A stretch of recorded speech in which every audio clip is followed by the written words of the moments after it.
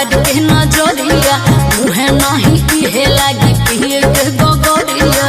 अरे पियादा करे जवा शीतल हो जाए। तू ही चौक बड़ा ऐसे काहे देखता फाड़ के नजरिया